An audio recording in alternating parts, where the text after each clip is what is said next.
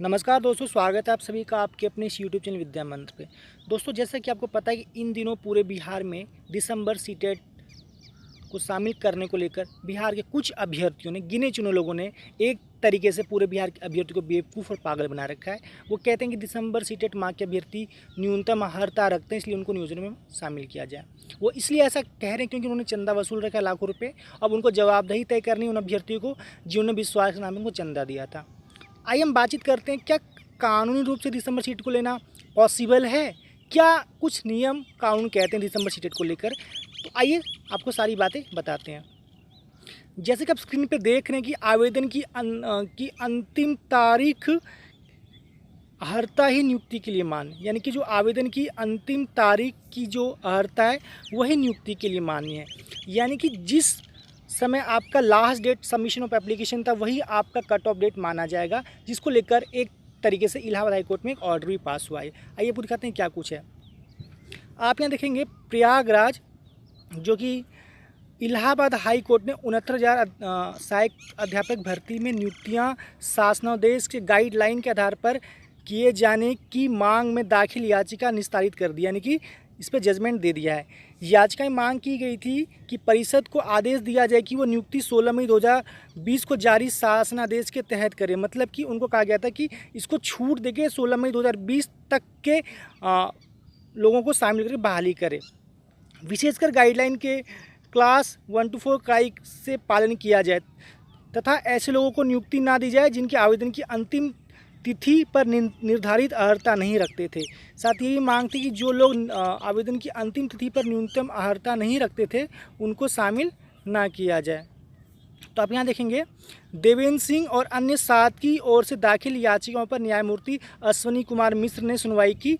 Basic शिक्षा परिषद की ओर से कोर्ट को बताया गया कि आवेदन की अंतिम तिथि 22 दिसंबर 2018 ही अभ्यर्थी की अर्हता के लिए निर्धारित थी। यानी कि आप यहाँ साफ साफ देखेंगे कि जो 22 दिसंबर 2018 यहाँ पे अंतिम तिथि निर्धारित थी उत्तर प्रदेश के अंदर आवेदन लेने की। और इस प्रकार बिहार में हम देखें तो यहाँ पे 23, 11 और 19 यानी 23 नवंबर 2019 आवेदन की अंतिम तिथि निर्धारित की गई थी, जिसे लोग गलत तरीके से परिभाषित कर रहे हैं और ये कह रहे हैं कि नहीं, आज के डेट में जो भी न्यूनतम अर्हता रखते हैं वो भी इसके योग्य हैं, जो कि कहीं ना कहीं एक तरह से नियम कानून की धज्जियाँ उड़ा रहे हैं और लोगों को बेवकूफ़ बना के लाखों की चंदा वसूली कर रहे हैं, जो बिल्कुल ही गलत है। इसका हम जजमेंट भी आपको दिखाते हैं। आइए इसका जजमेंट देखते हैं। जिसका आप यहाँ देख रहे हैं, ये बेसिक जो आपका ये बेसिक जो है उत्तर प्रदेश का एक जजमेंट के हिसाब से जो यहाँ पे आपका सचिव हैं उत्तर प्रदेश बेसिक शिक्षा परिषद, वहाँ से लेटर निर्गत हुआ। इसमें क्या कुछ है आइए आपको हम दिखाते हैं। आप यहाँ देखेंगे कि प्रेषक उत्तर प्रदेश बेसिक शिक्षा परिषद प्रयागराज, यहाँ पे जो है अरुण कुमार परिषदीय अधिवक्ता माननीय उच्च न्यायालय इलाहाबाद। दोस्तों, यहाँ पे जो सबसे मेन बात यहाँ पे है कि माननीय उच्च न्यायालय इलाहाबाद में याचिका रीट संख्या 41/27/2020 देवेंद्र सिंह अन्य बनाम उत्तर प्रदेश संबंध में। तो यहाँ पे एक बात कही गई है कि उपयुक्त विषयक प्रकरण के संदर्भ में करने का कष्ट करें कि माननीय उच्च न्यायालय इलाहाबाद द्वारा रीट याचिका 41/27/2020 देवेंद्र सिंह व अन्य बनाम उत्तर प्रदेश राज्य के शासन देश के संबंध में। तो दोस्तों, यहाँ पे मेन बात ये थी कि इन्होंने मांग की थी कि हमको भी शामिल किया जाए, जो कि उसके बाद भी अर्हता रखते थे। 22 दिसंबर 2018 के बाद भी इसमें अर्हता रखते थे। तो उन्होंने ऐसी मांग की गई थी जिसपे कि स्पष्टीकरण आया था बेसिक शिक्षा परिषद का। यहाँ पे साफ साफ लिखा है कि उपयुक्त से स्पष्ट है कि 69,000 रिक्त पदों में सापेक्ष भर्ती किए जाने हेतु अधिसूचना 1/12/2018 को जारी की गई थी। जैसे कि बिहार में 5 जुलाई 2019 को जारी की गई थी, जिसके अनुपालन में परीक्षा नियामक प्राधिकारी द्वारा कार्यालय पत्रांक संख्या 19-21-740/46/18 को दिनांक 5 दिसंबर 2018 एवं कार्यालय पत्रांक संख्या इसको जिसमें ऑनलाइन आवेदन पत्र पंजीकरण के हेतु अंतिम तिथि यहाँ पे जी थी 22 दिसंबर 2018 थी। तो ऐसी शिक्षक भर्ती हेतु शैक्षिक व अन्य प्रमाण पत्रों के निर्धारण हेतु कट ऑफ की आवेदन तिथि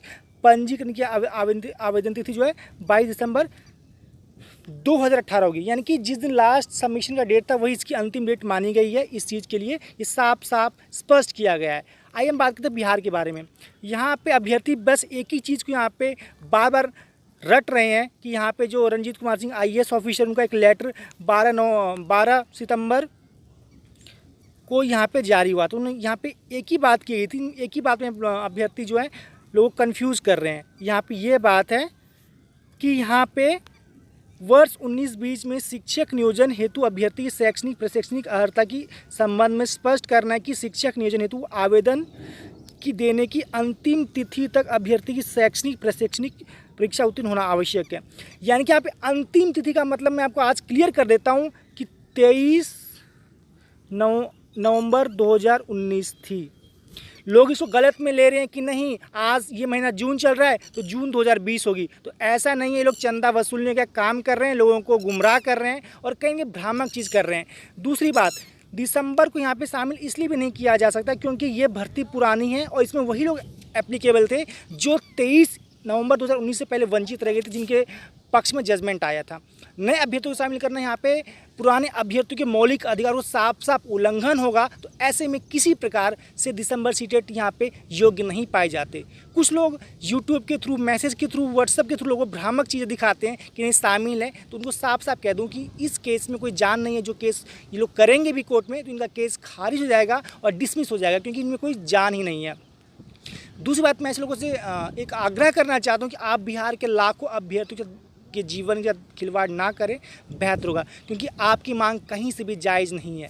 जायज़ मांग तभी है जब अगर आप सरकार से मांग करते हैं कि हमें 2020 तक रिक्तियाँ दी जाए और नई सिरे से आवेदन सभी के लिए जाए, नए अभ्यर्थियों को, ये पुरानी भर्ती को छोड़कर, तो पॉसिबिलिटी है साथ ही डोमिसाइल लागू की जाए। लेकिन जो पुरानी भर्ती है 94,000, उसके अंदर इन अभ्यर्थियों को शामिल करना मुमकिन नहीं, नामुमकिन है। तो ऐसे में आप समझ जाएं अभ्यर्थी कि इनकी मांग पूर्णतः गलत है और अभ्यर्थियों को दिग्भ्रमित करने की साजिश है, पैसा वसूलने का जरिया बन चुका है और सरकार को एक तरह से दबाव बनाकर इसमें शामिल होना चाहते हैं, जो बिल्कुल कतई बर्दाश्त नहीं होगा। क्योंकि बिहार के लाखों अभ्यर्थी जग चुके हैं, जो रेगुलर हैं, जिन्होंने आवेदन कर दिया, वो बिल्कुल बेवकूफ़ नहीं थे। तो ऐसे में अभ्यर्थी ये मांग छोड़ते हुए सरकार से ये मांग करें कि हमें नई रिक्तियां दी जाए और नई रिक्तियों में हमारी बहाली की जाए। उसमें आपका साथ हर अभ्यर्थी देने को तैयार होगा, बजाय इस उल्लू मांग के जो आप बिल्कुल असंवैधानिक कर रहे हैं, अभ्यर्थियों को बरगला रहे हैं, उनसे पैसा वसूल रहे हैं, उनको ठग रहे हैं और उन गलत सलत वीडियो ऑडियो जारी करके उनसे चंदा वसूल रहे हैं। फिलहाल कितना ही, मिलते हैं आपसे वीडियो में, तब तक थैंक यू।